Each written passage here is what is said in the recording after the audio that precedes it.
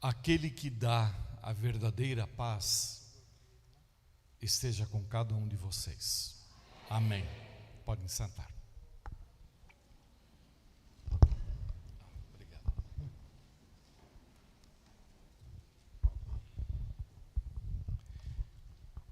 Muito obrigado, Pastor Silas, toda a equipe do Vale da Bênção, por esta acolhida aqui nessa noite. Tão bom chegar num lugar que não é exatamente o nosso lugar e logo se sentir tão bem, sentir tão em casa, tão à vontade como vocês estão nos deixando aqui esta noite. Muito obrigado. Saúdo também os pastores da cidade e de outras cidades que aqui estão, evangelistas, apóstolos, semideuses, enfim, brincadeira. Evangelistas e apóstolos, enfim, que estão aqui, outros obreiros da igreja que aqui estão. Como é bom a gente se encontrar para pensar um pouco, ouvir um pouco sobre a missão, sobre o evangelismo. Sim, porque todos nós queremos que o evangelismo avance, né?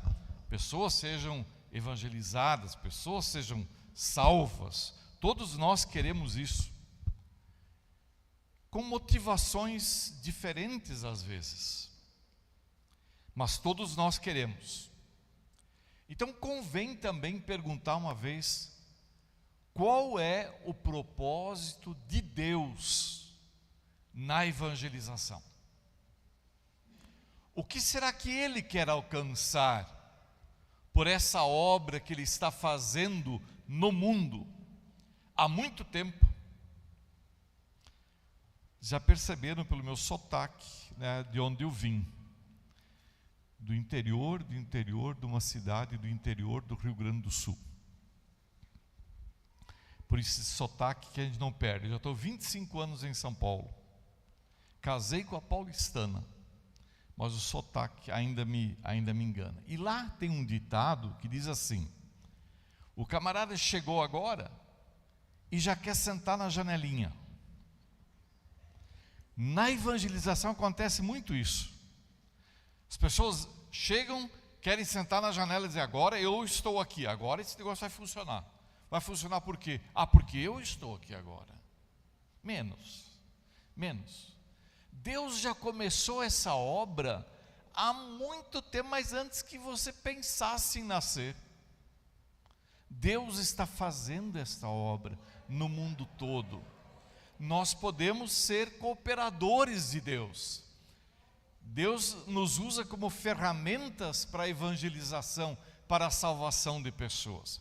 Então é sobre isso que eu quero falar um pouco nessa noite. O que Deus pensa disso tudo. Qual é a visão dele para a evangelização, tá? E sempre que falamos de evangelização como sociedade bíblica, nós começamos por uma frase. Não está lá ainda, né? Deixa eu ver, ligou? Não está ligado. Agora sim. Isto, obrigado. Adriel, né? Ediel. Abdiel. Foi o que eu disse, né? Obrigado. Evangelize o mundo com a palavra de Deus. Só para lembrar vocês, e aí tem muitos estudantes também de teologia aí, a palavra evangelho, ela não foi criada só para uso na Bíblia. A palavra já existia antes da Bíblia ser escrita. E esta palavra evangelho, ela era usada principalmente numa ocasião. Qual era? Quando os soldados, o exército de uma cidade ia para a batalha e vencia a batalha, enquanto os soldados iam ajuntando lá os despojos de guerra, eles mandavam um mensageiro correr na frente para avisar na cidade. Ele chegava correndo de longe e gritava: evangelho, ou seja, vencemos. Então toma nota primeiro. A primeira coisa, anunciar o Evangelho é anunciar uma vitória. Sempre. Anunciar o Evangelho é anunciar a vitória de Jesus. Ele venceu. E agora, esta vitória é para ser anunciada no mundo todo, porque todos os que creem nessa vitória têm a vitória também para si. Têm os benefícios dessa vitória de Jesus. Ele venceu o diabo, ele venceu o mundo, ele venceu a morte.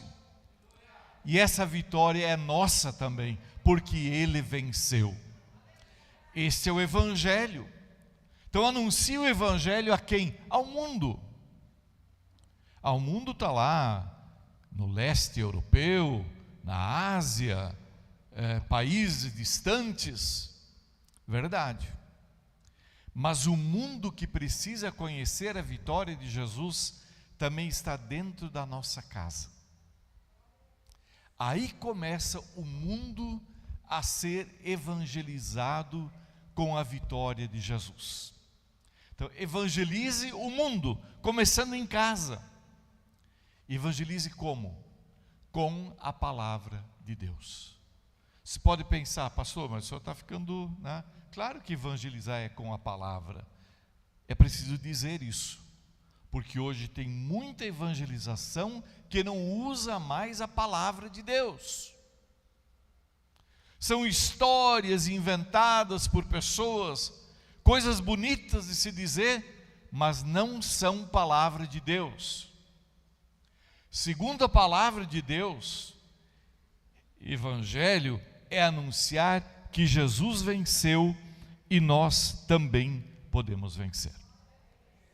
Mas tudo bem, essa confusão sobre o que anunciar e para quem anunciar não é privilégio nosso.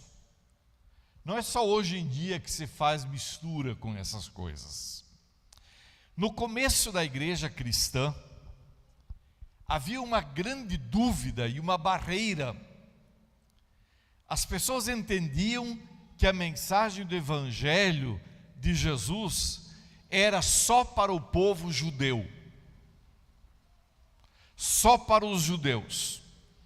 Isso ficou claro na leitura que o pastor Flávio fez antes conosco, né? Pedro se explica, diz, olha gente, vocês sabem que eu não posso ir na casa de um não judeu.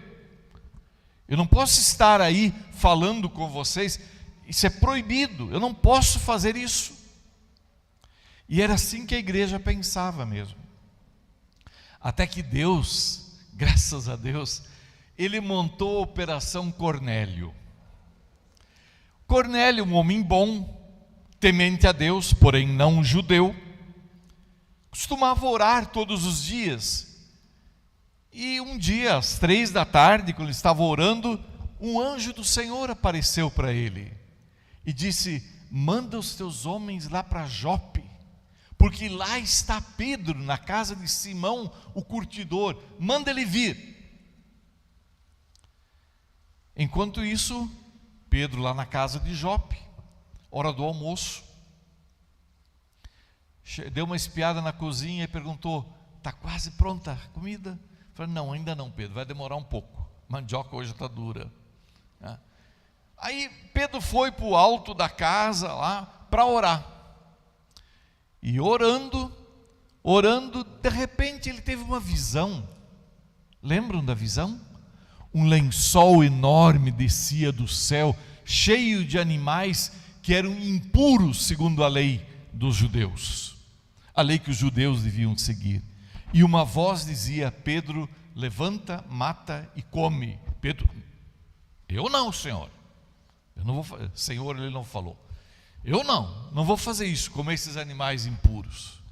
Aí o lençol era recolhido, daqui a pouco o lençol desceu de novo, e a mesma voz dizia, levanta, mata e come. Pedro dizendo, não, eu não vou fazer isso, eu não posso fazer isso. Terceira vez o lençol desceu com aqueles animais impuros e a voz ordenava, Pedro, levanta, mata e come. não consideres impuro o que Deus purificou. Essa é uma palavra-chave aqui.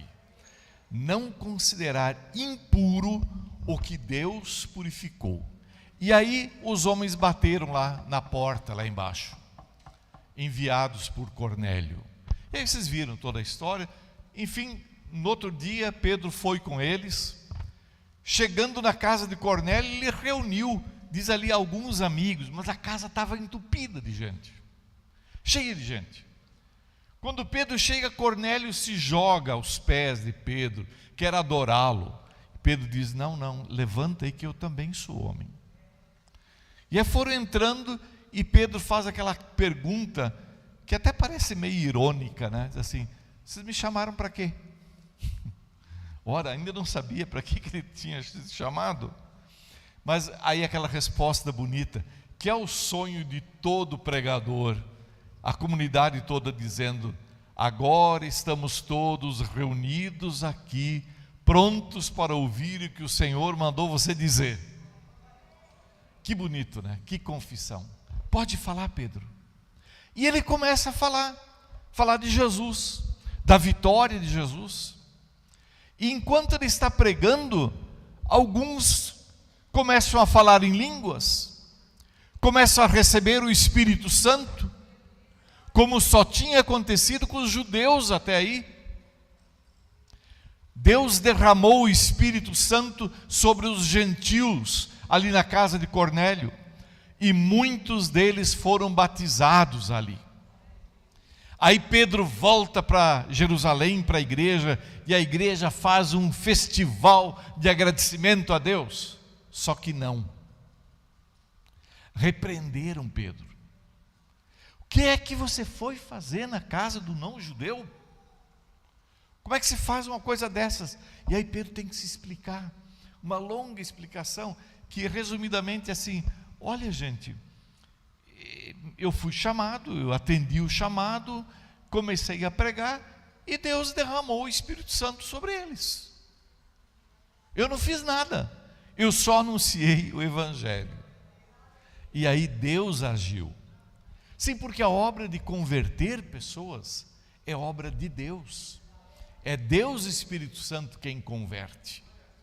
Nós podemos ser instrumentos, mas é Ele que muda a direção da vida das pessoas. E aí Pedro teve que fazer todo um relatório lá, e aí concluíram.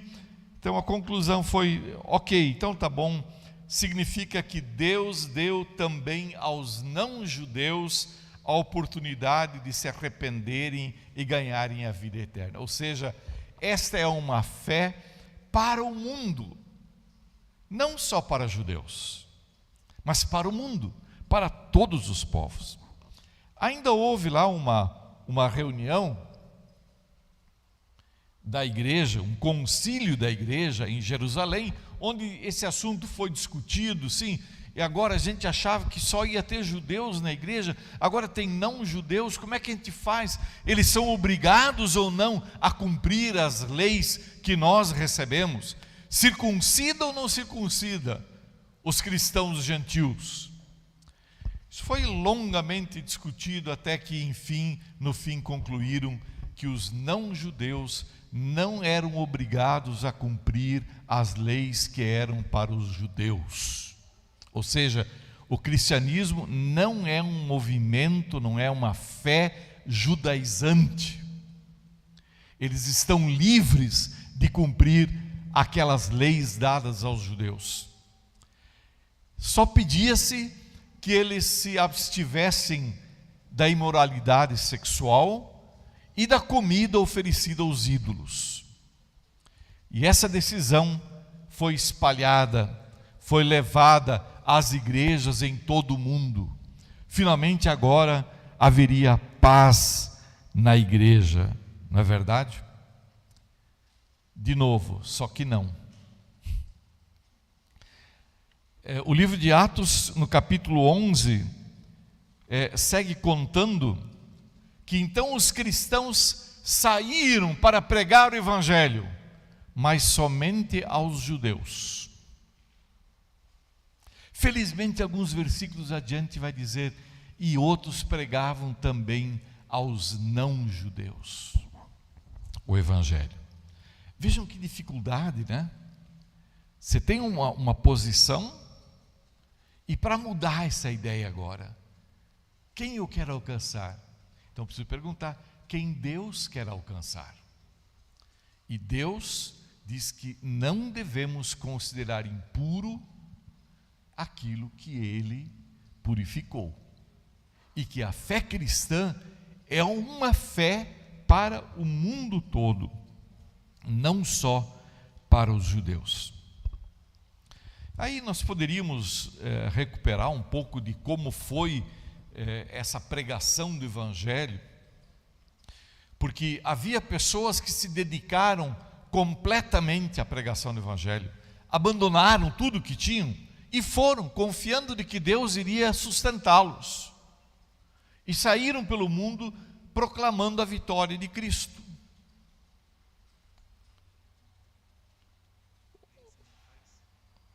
Tá. Vai funcionar, né? O segundo grupo de evangelizadores eram os do ministério regular. Sim, porque onde eram fundadas as igrejas, ali se colocava um bispo, um cuidador, um pastor, né, para cuidar daquela igreja. E quando Paulo se dirige ao ministério regular, ele diz que é importante que eles tenham o bom testemunho dos de fora.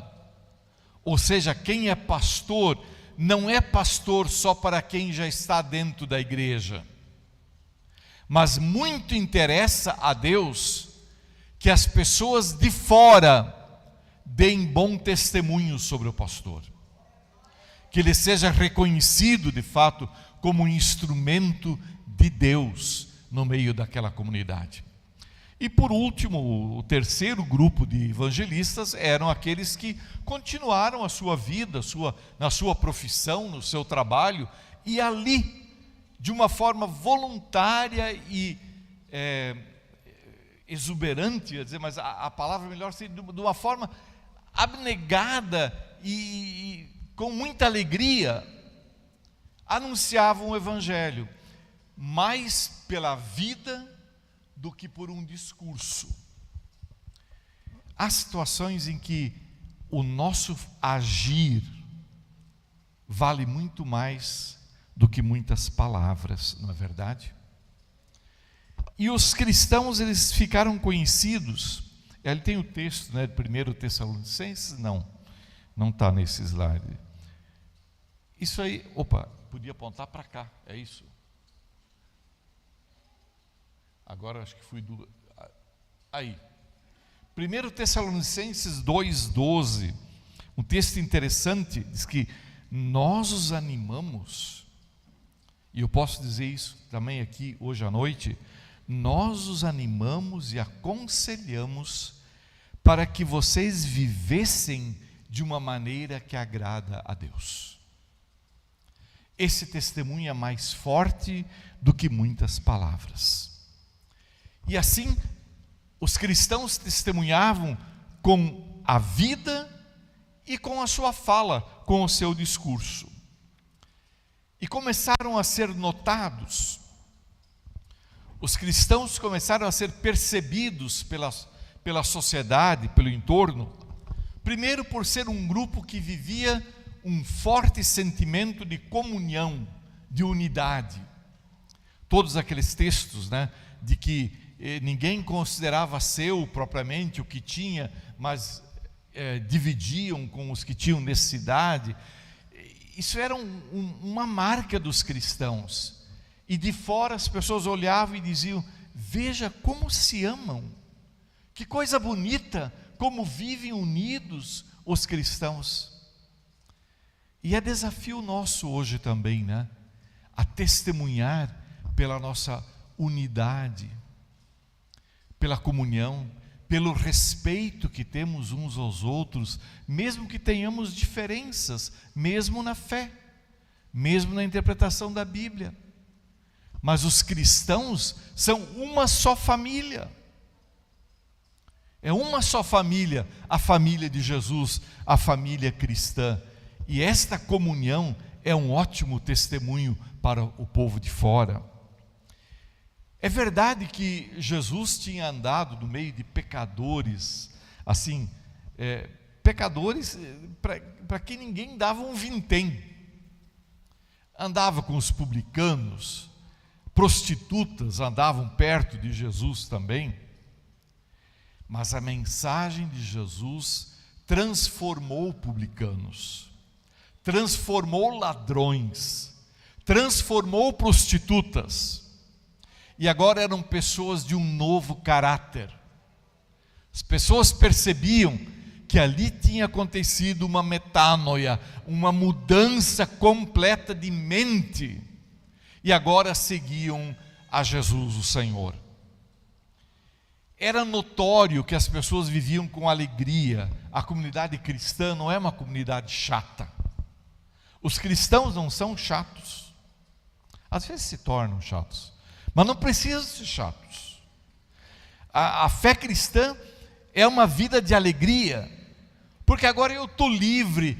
Olha, antigamente tinha aquelas ideias de que, olha, esse Deus aqui cuida do sol, esse cuida da chuva, aquele cuida da garoa, aquele cuida da horta, aquele não sei o quê.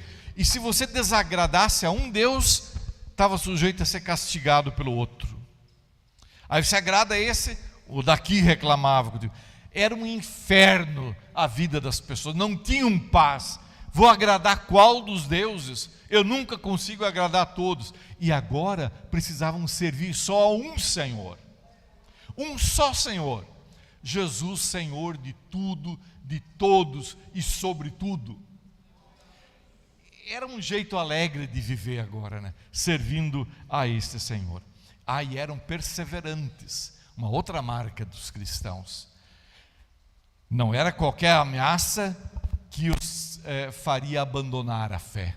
Não, eram duros na queda, firmes, sofrendo perseguições, sofrendo açoites, desprezo, mas não abandonavam a fé. E por último, eu queria citar ainda que a marca dos cristãos era a presença de Deus em seu meio. Deus realizava milagres e obras que confirmavam a palavra que os apóstolos e que os discípulos, os demais discípulos, pregavam depois. Vamos lá. Por que é preciso evangelizar? Por que você quer evangelizar? Por que você está metido nessa coisa de evangelismo? Evangelizar?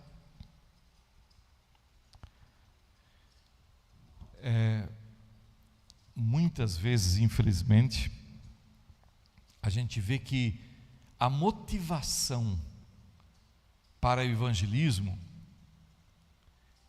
em última análise, é o dinheiro.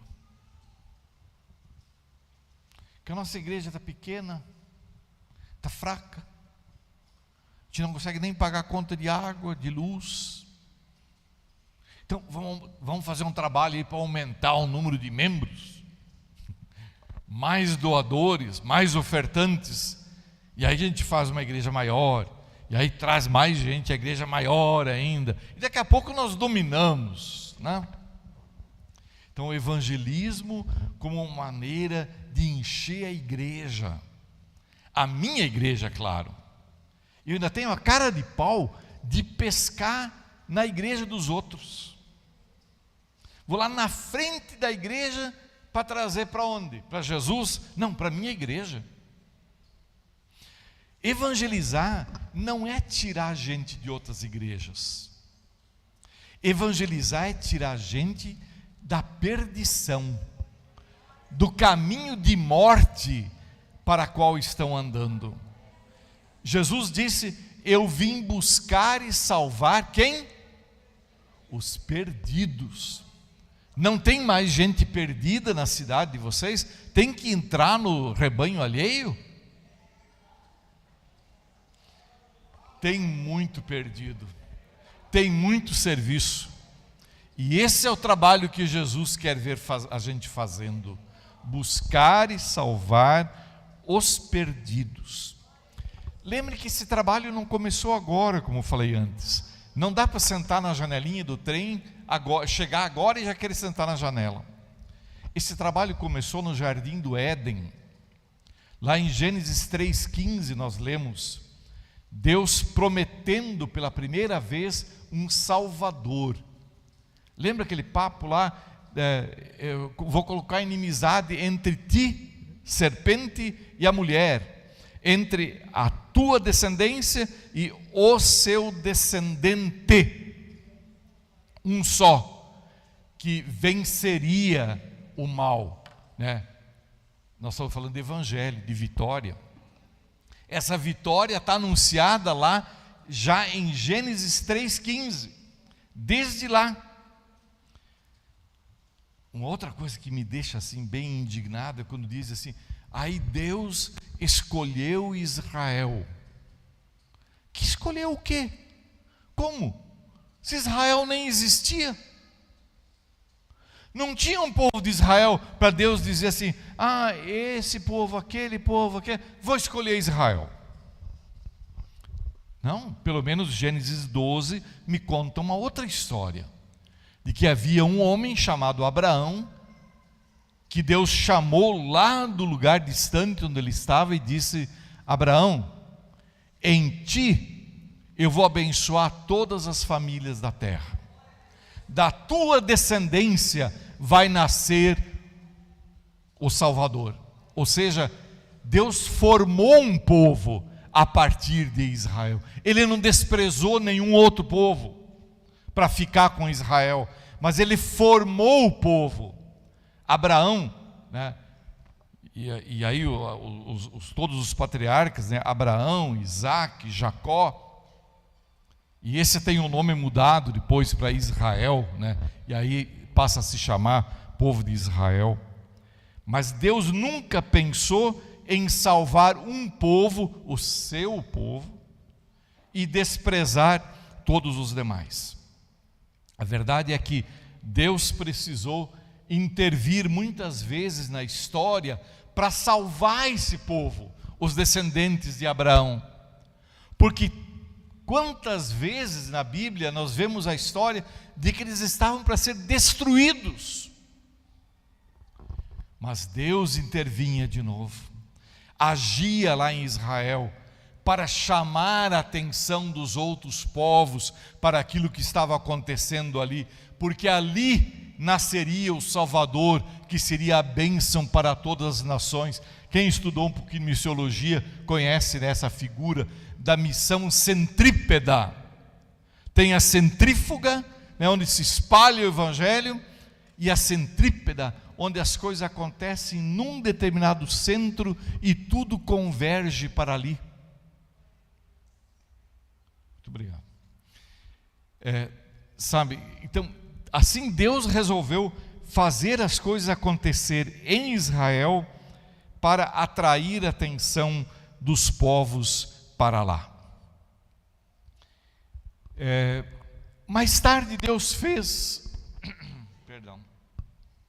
Mais tarde Deus precisou renovar essa aliança, né? E ali em Jeremias fica muito claro que a aliança que Deus quer com o seu povo é uma aliança de perdão e salvação em Jesus. A aliança é essa: eu quero ser o Deus de vocês e vocês vão ser o meu povo. O outro texto é ali de Isaías 2:3. Vamos lá, Mário. Eu perdi um slide no meio da história, mas Jeremias 23 dizendo: eu quero ser o Deus de vocês. Essa é a aliança que nós vamos ter, e vocês vão ser o meu povo.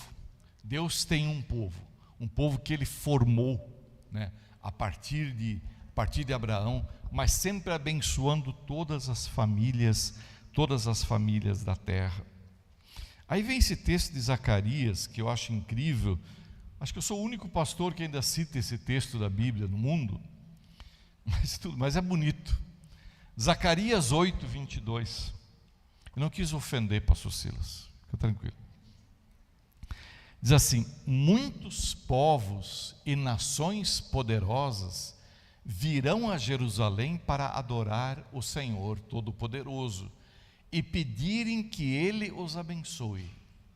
Naqueles dias, 10 estrangeiros irão agarrar um judeu para lhe dizer: nós queremos seguir a sua religião, pois ouvimos dizer que Deus está com vocês.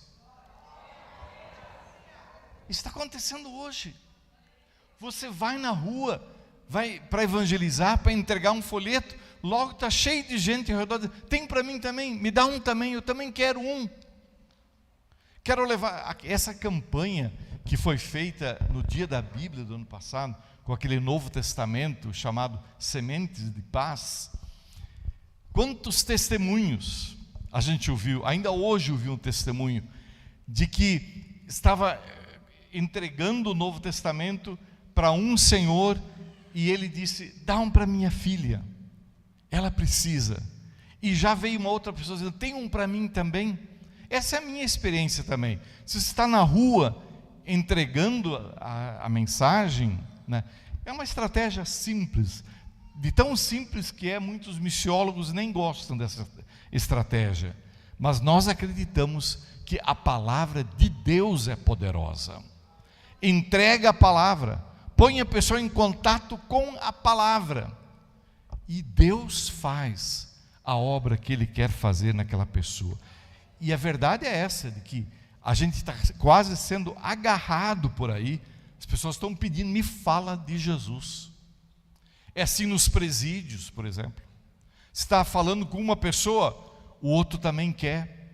Nos hospitais, você vai orar por uma pessoa, já outra família encosta e diz: ora pelo meu familiar também, né?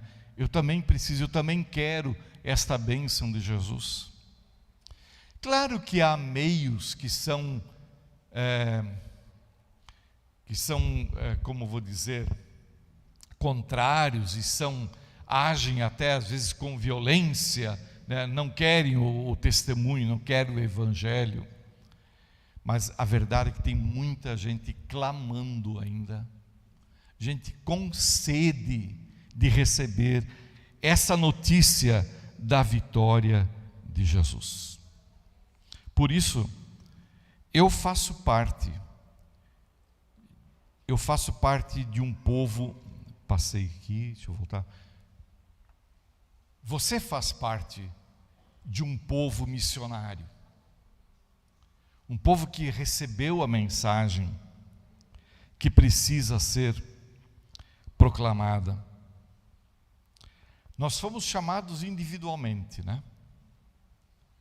Normalmente não acontece assim, que agora Deus chama os 300 que estão aqui e agora vamos em frente. Deus chama cada um de nós. Você sabe quando você foi chamado, para que você foi chamado. Quer dizer, o chamado é individual, mas a tarefa é coletiva, é de todos nós. Então se pergunta: você tem chamado? Eu respondo com 1 Pedro 2, 9 a 10. Mas vocês são a raça escolhida, os sacerdotes do Rei, a nação completamente dedicada a Deus, o povo que pertence a Ele. Vocês foram escolhidos para anunciar os atos poderosos de Deus, que os chamou da escuridão para a sua maravilhosa luz. Antes vocês não eram povo de Deus, mas agora são o seu povo. Antes não conheciam a misericórdia de Deus, mas agora já receberam a sua misericórdia. Glória a Deus. Deus tem um povo. Eu e você fomos chamados a fazer parte desse povo. Pastor Gilvan, eu tenho quantos minutos? 15 ainda, pelo menos? Eu acho que eu comecei a falar umas 8h30, né? Opa.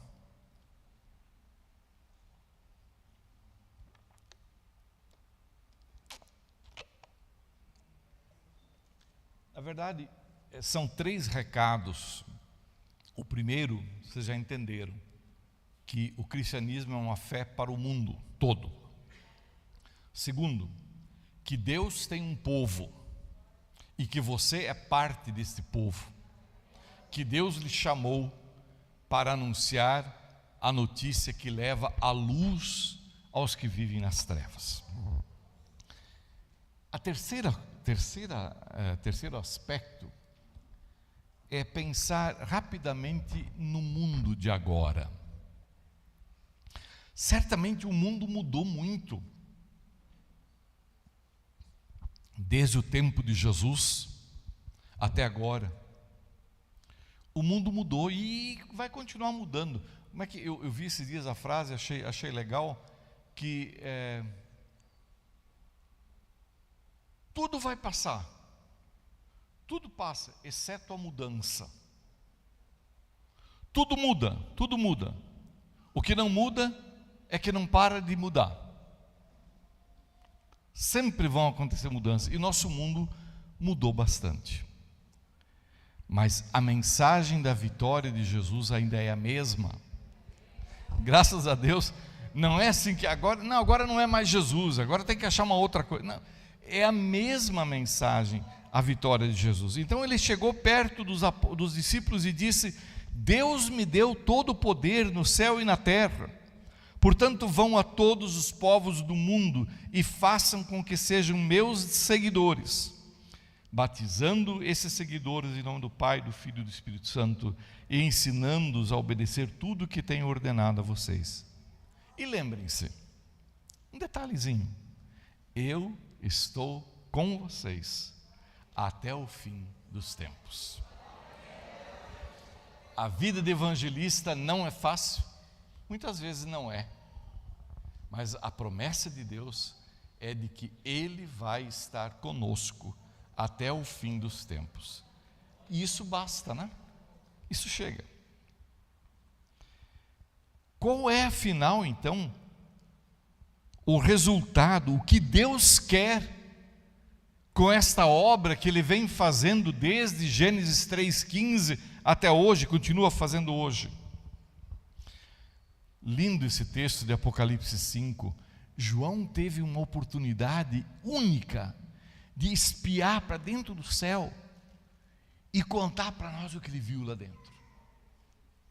E o que ele viu, ele diz aqui: eles, os que eu vi lá dentro, eles cantavam esta nova canção: Tu és digno de pegar o livro, de quebrar os selos, pois foste morto na cruz, e por meio da tua morte compraste para Deus todas as pessoas e todas as tribos, línguas, nações e raças.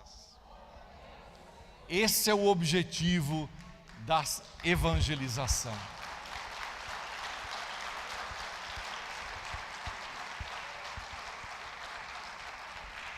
Na perspectiva de Deus, não é encher a minha igreja, nem a sua, mas encher o céu. E Ele quer encher o céu com gente, não só dos judeus, também os judeus, claro, mas de todos os povos, de todas as raças, de todas. Ficou alguma dúvida? Então, escutem essa. Depois disso, olhei e vi uma multidão tão grande que ninguém podia contar. Eram de todas as nações, tribos, raças e línguas. Estavam de pé diante do trono e do Cordeiro, vestidos de roupas brancas, e tinham folhas de palmeira nas mãos, e gritavam bem alto: do nosso Deus que está sentado no trono e do Cordeiro vem a nossa salvação.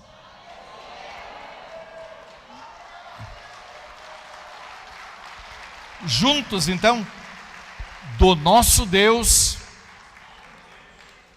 que está sentado no trono e do Cordeiro vem a nossa salvação. Amém. Glória a Deus.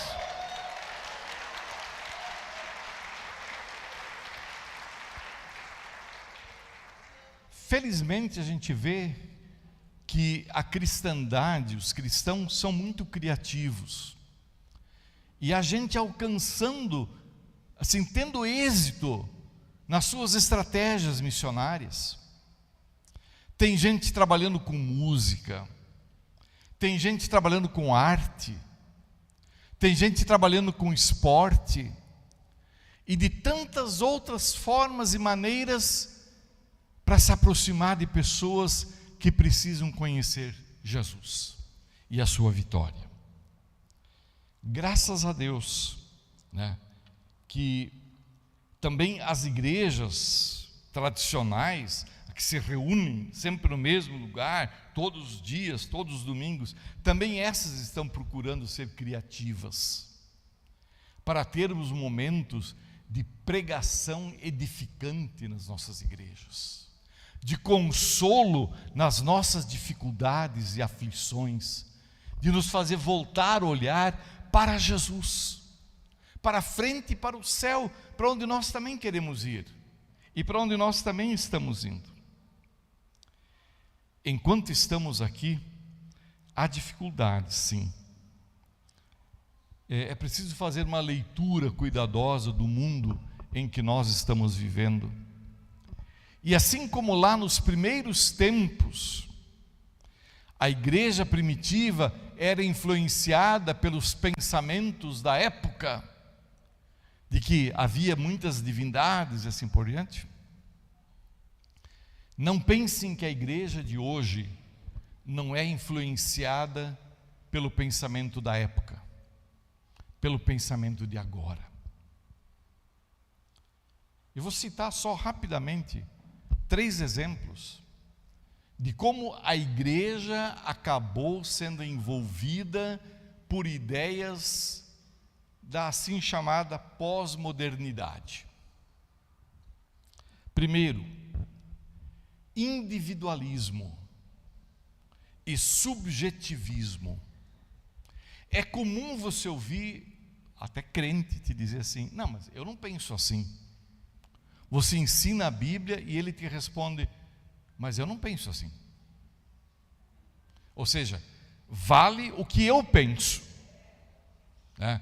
Eu, indivíduo, é o cara sentado na janelinha de novo. Tira daí. O segundo aspecto é o relativismo. Vocês ainda lembram que Deus deu 10 mandamentos, por exemplo? E hoje dizem: não, isso aí era naquele tempo, hoje não é bem assim, veja bem, né? Pessoa, se ela se apropria de uma coisa que pertence a outro, mas se ela não percebeu, quer dizer, é o famoso: feio é roubar e não poder carregar. Mas não é assim. Os mandamentos de Deus continuam dizendo: honra o teu pai e a tua mãe, honra o teu semelhante, o bom nome que ele tem, honra a esposa, honra, enfim, tudo que é do teu semelhante, do teu próximo. E mais claro ainda a gente percebe como esse pensamento penetrou na igreja, a tendência de supervalorizar as conquistas de agora. Vale agora. Por que vale agora? Porque agora eu estou aqui. E muitos irmãos nossos, líderes, que nos conduziram no passado, vêm sendo desprezados e aposentados na força. Você não serve mais. E eu não estou falando isso porque eu tenho 64, mas tem que começar a me preocupar também, não? Quer dizer, mas parece que antes nunca foi feito nada, agora é que é. Não é bom ter autoestima, ter em alta conta aquilo que a gente mesmo faz, mas não precisa desprezar, menosprezar o que as pessoas antes de nós fizeram. Nós estamos construindo em cima de bases que as pessoas construíram com muito temor e tremor a Deus, com muito sacrifício.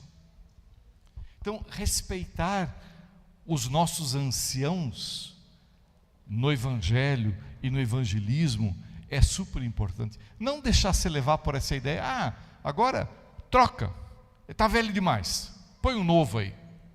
Nem sempre o novo é melhor, sabiam? Trocar por trocar, só para trocar por um novo, o novo pode ser muito bom, e a gente precisa ajudar para que os novos sejam melhores do que nós. Mas não vem empurrar, não.